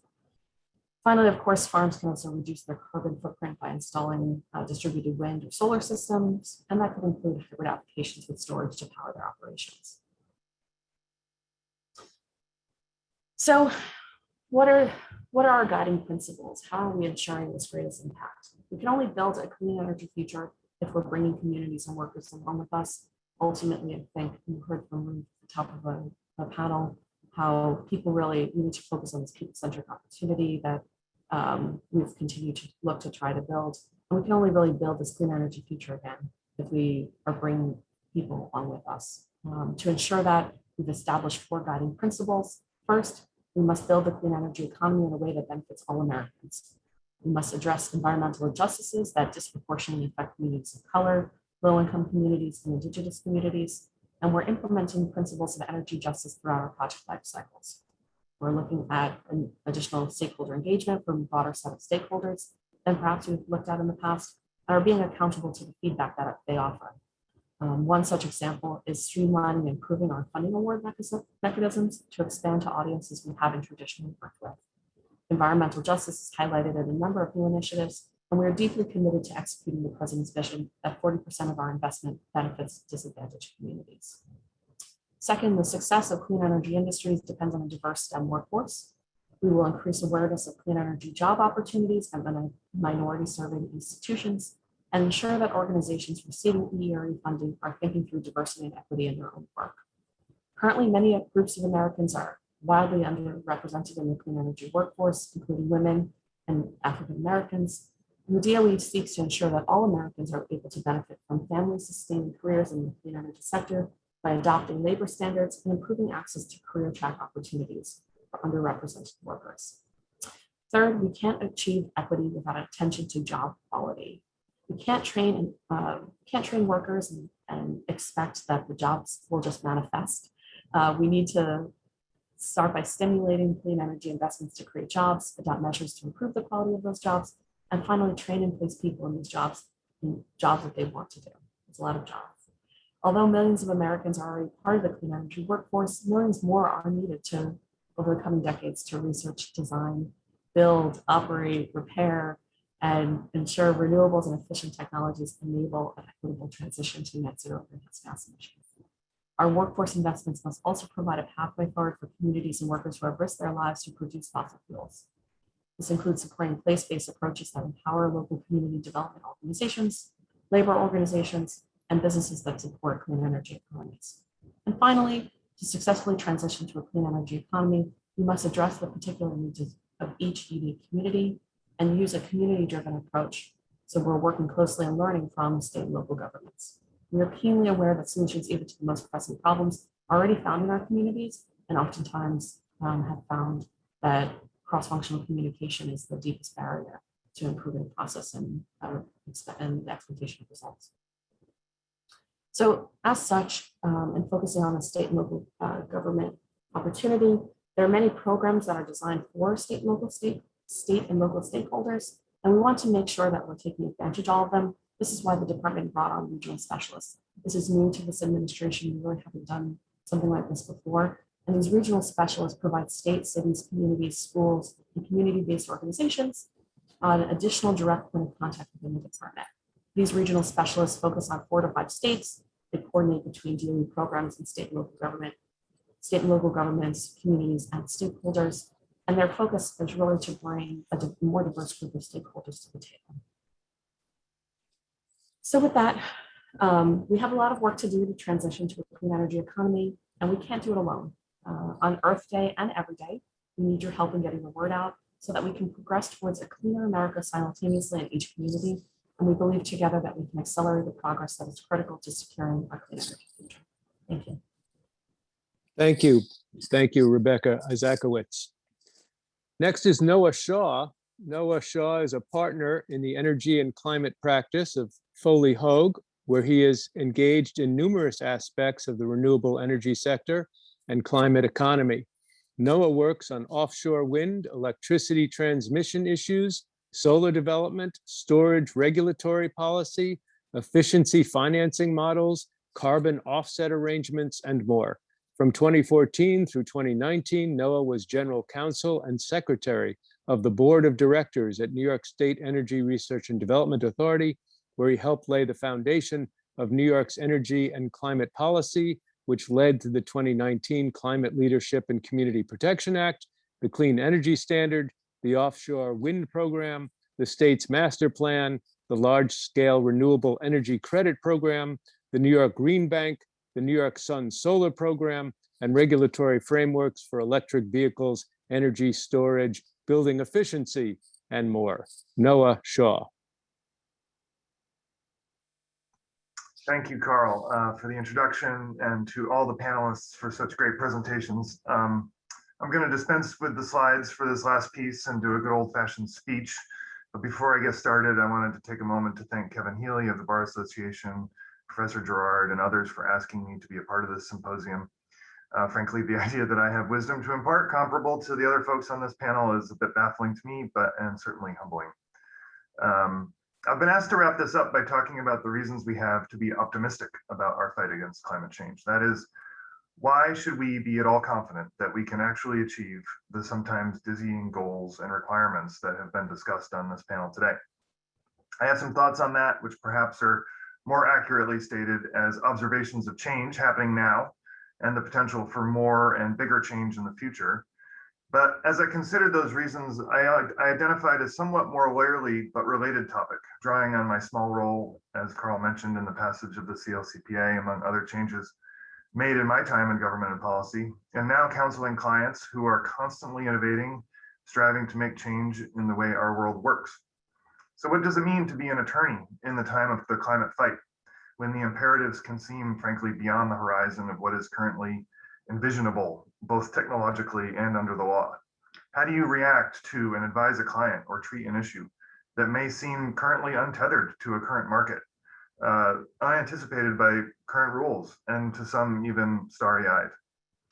Before I get started on the art of lawyering, though, I want to set the stage for why I believe, even in the face of rising temperatures, gridlock in Washington, a restart of oil and gas lease sales on federal land, renewable energy project slowdowns and price increases from supply chain interruptions, spiking inflation, repeated warnings from the IPCC and others that unless the world acts now and bigger, we will blow past the 2 degrees red line. why, in the face of all that, we should have faith that the arc of our climate fight bends toward the progress we actually need. First, major pressures and market signals in the financial and investment markets are here, and more are coming. As many of you know, the SEC recently proposed rules to require issuers to provide much deeper disclosure regarding both their direct and indirect climate impacts, and has recently begun to scrutinize more closely registrants' public statements in that respect.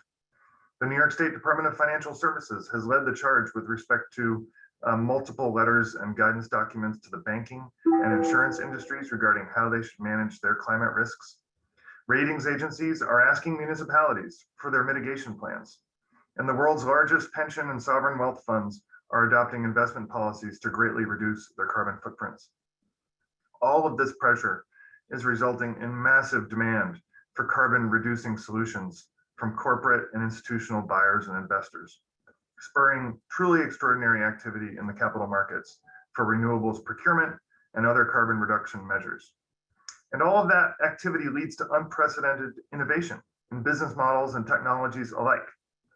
Just last week, BlackRock, the world's largest asset manager with almost $10 trillion under watch, projected that by 2030, at least 75% of its corporate and sovereign assets will be tied to issuers with science-based targets to cut emissions to zero by 2050. That's up from 25% currently. And while European market signals around building decarbonization and transportation were always expected to lead the way, the horrors of Russian aggression may well expedite the realization that we must stop paying rents, if you will, to certain international actors to keep our homes warm and our tanks full. These market evolutions already are and will continue to be game-changing in a way, frankly, that state level or even federal energy regulation never can be. Given the multinational nature of our world and the expansive reach of business, the impact of financial policy and regulation is unmatched, and financial market pressure moves policymakers in addition to the private sector.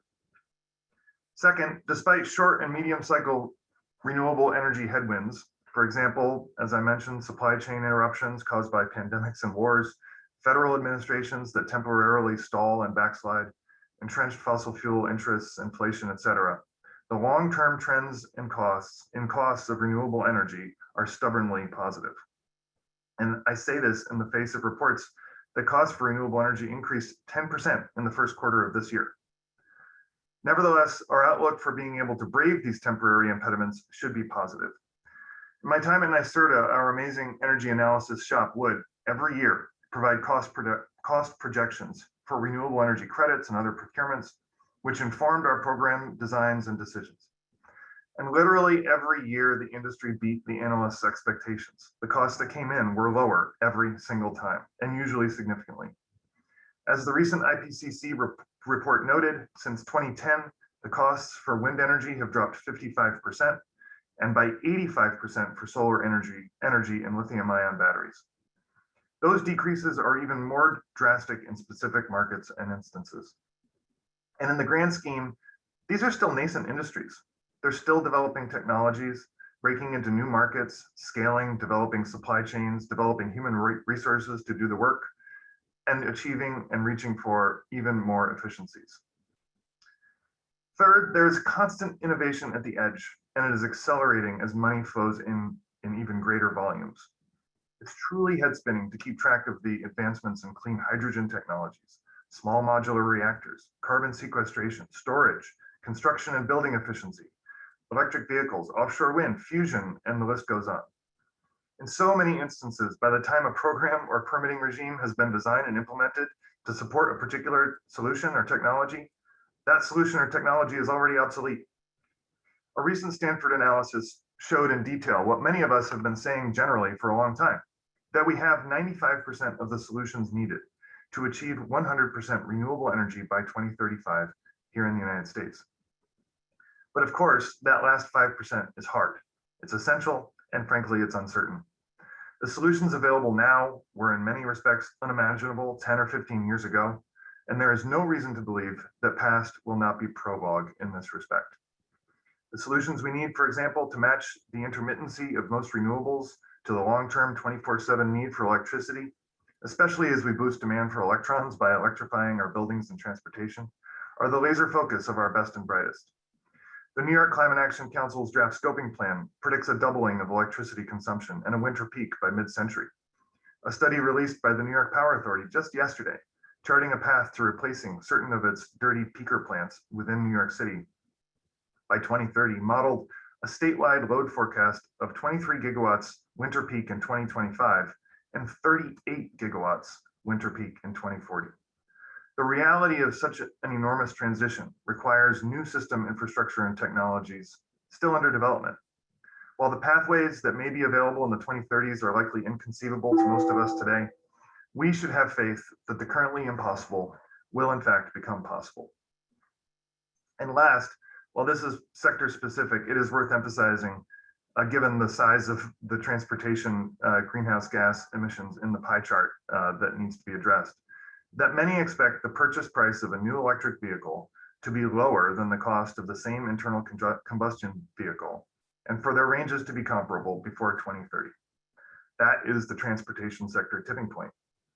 Are we battling tariff designs, consumer anxieties, raw material production complexities, and infrastructure impediments to enable a massive transition of our vehicle fleets? Yes. But when entire populations can purchase cheaper, better performing, more healthy cars, will society and even our regulated utilities have any choice but to accommodate? Together with these fundamentally bullish market trends, growing movements, both political and in policymaking, should buoy our spirits. For example, the continuing rise in political power of environmental justice in disadvantaged communities has changed and will keep fundamentally changing the landscape. As a result of significant pressure from these communities, the CLCPA mandated that at least 35% of the state's energy program spending benefit disadvantaged communities, a draft definition of which has recently been released by the Climate Action Council. That standard has been adopted in similar proposals across the country. Federal agencies have now stood up offices like the one run by the extraordinary Shalonda Baker at the Department of Energy to ensure that equity is infused into every program designed and solicitation issued. This is new, and you can see the results of it in funding opportunity announcements and their evaluation criteria. The New York Public Service Commission's order just last week defining the pathway to installing 10 gigawatts of distributed solar. That's 5 megawatt solar and smaller, a number unthinkable when we put together the first iteration of the state's solar program less than 10 years ago, is full of provisions and adders to ensure that disadvantaged communities receive their fair share. While this road will be winding, no doubt, we should have faith that this push for equity will lead to faster progress for those who need it most and broader buy-in for the transitions our society must make. Even more encompassing than the infusion of equity into nearly every corner of energy policymaking is that many, though clearly not all, state and federal decision makers have begun to throw off the shackles of what is modelable, if you will, based on the world as we currently know it and can predict it, and have started to set goals and to pass them into law aspirationally, trusting that innovation will follow. In my view, this is the only way to speed progress given our imperatives. I lived through this transition right here in New York in my 5 years as NYSERDA General Counsel. When we designed and instituted the first iteration of the Clean Energy Standard in 2016, the jump of the state's policy from a goal under their old renewable portfolio standard of 25% renewable energy to a requirement on load-serving entities to reach 50% renewables was considered by some to be brash. And there were the usual anxieties about whether there was indeed a quote-unquote pathway to hit that mark. Only 3 years later, in 2019, the CLCPA's requirements increased to 70% renewable energy, 100% clean energy or zero emission, and the ultimate requirement of 85% greenhouse gas reduction economy-wide below 1990 levels. Did we find some magic solution in those intervening years? No, of course not. But the state decided, given the gravity of climate change, that it was essential to mandate a result, even if the pathways to meet it were still to be determined.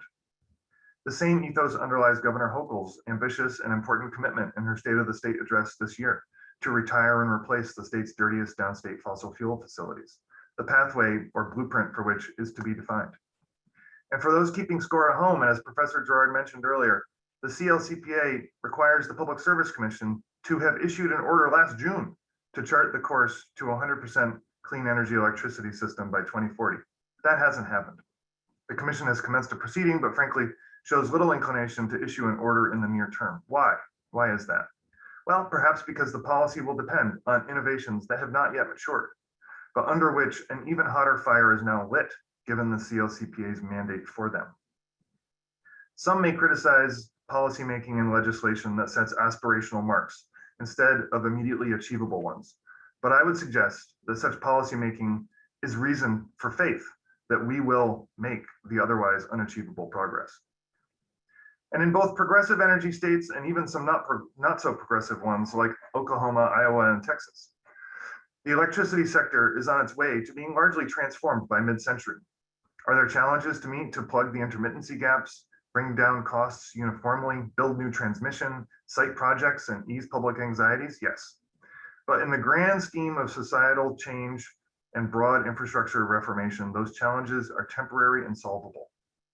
As I know all too well, and many of you likely do too, it can seem like a long slog when we're living those challenges every day, and reports of rising temperatures and extreme weather abound. But our electricity system transition is actually happening very fast. If we can achieve even similar speeds with respect to transportation and buildings by mid-century, we'll have accomplished a truly incredible feat. The good news is that the work is happening in earnest, as you've heard today, and across the world. And while it's been ongoing for years, it is still only beginning. All of this underscores that we're operating in a post-alternative world, as in the old label of alternative energy. Renewables and the technologies that enable them are firmly in the mainstream and viewed as the inevitable future by the majority. See, for example, the long and wonky piece in the New Yorker earlier this week on the various innovations in storage technologies. Many of us recall early days in the climate movement working near what we thought was the vanguard of a broader shift, but in reality, we were standing squarely off to the side, trying to elbow our way into the party. Those days are over, and this is true by many measures. Polls show that 3/4 of US voters think it is important for lawmakers to make investments to address climate change and transition to clean energy. New energy capacity in the interconnection queues across the country are 90% zero carbon sources. Our friends at the Department of Energy announced just this morning that on March 29th, wind turbines generated the second largest amount of electricity for the country. Natural gas was still number one by a lot, but on this one day, wind outproduced coal, nuclear, and hydro sources. And in sheer dollars, we're at the table too. The IEA recently reported that 70% of the world's $530 billion invested last year in power generation went to renewable energy. And the last reason to be optimistic about our fight against climate change is because, as the WHO said, the kids are all right. The next generation of leadership is more likely to be even bolder. They are untethered by the anxieties that emanate from releasing one's grip on long-standing and familiar systems, and the personal urgency they feel given the apocalyptic predictions associated with significant global temperature rises in their lifetimes, fuels their fire in a way, frankly, that just cannot be the case for many currently in leadership positions. A sociologist will tell you that when paradoxes are present and true, real social change may be afoot. I see institutional decision makers starting to think big, and in some case, even meeting the next generation in its desperate call for progress. I see the BlackRocks and largest pension funds of the world decarbonizing their holdings, and at the same time, historically victimized Black, Brown, and rural communities starting to be prioritized in energy policy, funding, and private sector investment decisions. Globally reaching financial regulations and market forces are spurring transformation in investment and procurement strategies, all while at the local level, municipalities choose renewables and try to gird for severe weather. The headwinds are there and can sometimes be so strong and cold that they take our breath away. But when you stand back a bit, I think you can see that our progress has been fast, it continues, and should even accelerate. So what does this mean for the act of lawyering in the time of climate change? My grandfather was a lawyer in Albany. He served as counsel to the Ways and Means Committee in the 50s and 60s, and then even had a stint as commissioner of the Office of General Services when the state was building the Empire State Plaza in the mall. He used to say, though I don't know whether the quote was his, that it is still for the lawyers to be wise, likely a high standard in the rough and tumble of Albany in the 50s and 60s. I believe completely in that statement, however, and also know that it would likely have starkly different meanings for different people. What does it mean to be wise when clients, whether policymakers or private entities, are constantly pushing the limits, seeking to create new markets and systems, to find places for their ideas in regulatory regimes that don't anticipate them or don't even exist, or take on interests entrenched not only in the political world, but also in every aspect of our physical infrastructure. There is no easy answer, of course, except to be brave and be a partner, not just another consultant or resource. In my years in government at the Department of Energy and then NYSERDA, I was blessed with clients who constantly challenged us. Richard Kaufman, Alicia Barton, John Rhodes, familiar names to many of you familiar with our clean energy institutions and policies. They had not taken their jobs to operate within the existing state of affairs. They were there to shake things up fast. They didn't fear failure, and they needed a lawyer who would be along for that ride. We built the Green Bank. We stood up offshore wind industry on the prospect of declining costs, but frankly, in the face of utter uncertainty regarding supply chain, transmission, and many other essential components. We designed a new procurement structure, the Index Rec, to stay on the right side of federal preemption, but also provide the hedge needed for large-scale renewable energy developers to be competitive in the markets. And in the CLCPA, we made a vision that some saw as unrealistic into law, breathing deep with the understanding that its success depended on its value as a catalyst and market signal. And the same is true now in the private sector, whether I'm counseling early stage startups with truly vanguard ideas, ambitious companies designing electric vehicle charging technologies or residential energy management platforms, or some of the largest companies in the world investing in multi-billion-dollar infrastructure projects that will power vast swaths of our population centers, but for which permitting and procurement processes may not even exist yet or are at best untested. Many might say that the legal field isn't filled with those having a voracious appetite for the unknown or cravings for uncertainty and challenges without precedent. If you listen closely, you might have even heard well-meaning colleagues bemoan the Wild West characteristics of these nascent sectors and roll their eyes. But to enable our clients' dreams and speed our progress toward the reasons for optimism I discussed earlier, the call is to dive into the unknown with our quiver of lawyerly skills and perspectives. It can be a new frontier instead of the Wild West. The brave use of our skills while embracing uncertainty and unprecedented trials, I think, is what my grandfather would have thought to be wisdom in this time.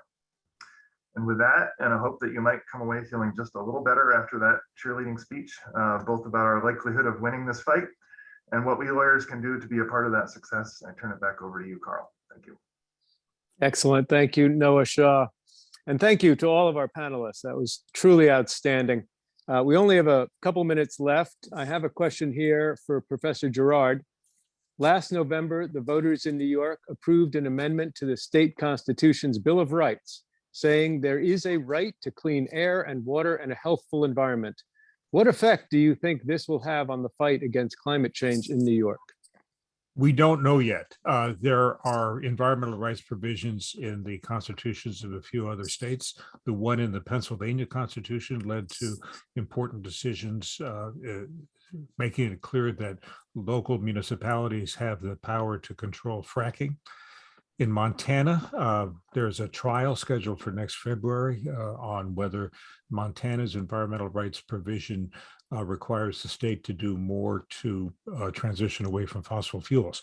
We will no doubt in the next few years see litigation in New York, and we'll see what the New York courts have to say about what teeth to give to that environmental rights provision. Rebecca Izakowitz, I attended a talk a year or two ago by a DOE employee on the amount of time, energy, and money DOE was investing in carbon capture and sequestration technology. And the message was quite hopeful that this technology was nearing the point where it could be brought to scale. From what I've read in IPCC reports, negative emissions, not just net zero emissions, will be necessary. What can we expect and when?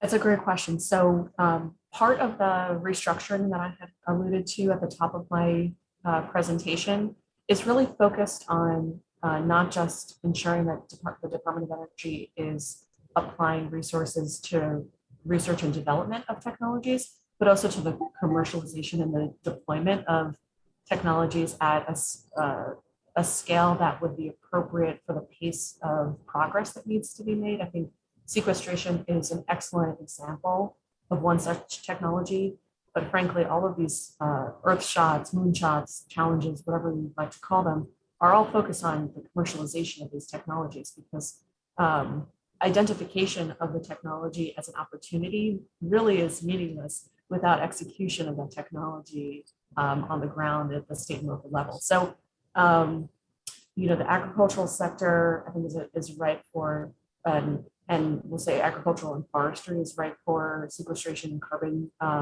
sink opportunities. We're continuing to look into that. But also, I think in this coming year, you'll start hearing more about how we're actually deploying and scaling those technologies. So I'd say more to come in the coming weeks.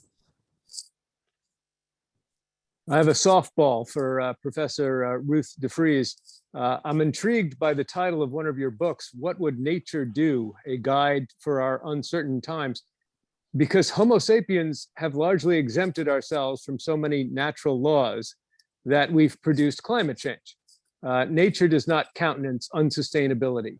Raccoons are not going to look at a shrinking pond and go about rescuing dehydrated frogs. They'll just eat them. But humans have declared ourselves civilized, and we tolerate and perpetuate unsustainable systems, and we disregard natural limits in pursuit of something wholly superfluous to life, namely economic profits. So what would nature do? It's doing it, right? It's acting out in the form of climate change. We may need an extra half day to address this one, but your thoughts in a nutshell. Okay, thanks for that question. I see we're at 11 o'clock, so I'll answer it in about 10 seconds. The question, what would nature do, is based on the fact that nature, millions and millions of species, life on Earth has survived for a very, very, very, very long time, much longer than humans have been on Earth. So, there are strategies that have evolved in nature to live with shocks, to be resilient. And the book is about what can we learn as a human society from those strategies. So, for example, having redundancy in supply chains, which we hear so much about, is how a leaf vein operates to get water, and various other strategies like that. So yes, humans are very different than nature, but there are strategies that come out of evolution that we can learn from for designing our human systems in more resilient ways. That's the purpose. Thank you so much. And thank you again to all of you, all the panelists, and thanks to our attendees. We are out of time, so I'm afraid I'll have to say enjoy the rest of your Earth Day 2022. And again, thank you all for attending. Thanks, Bye-bye. Carl. Thank you. Thank you, guys.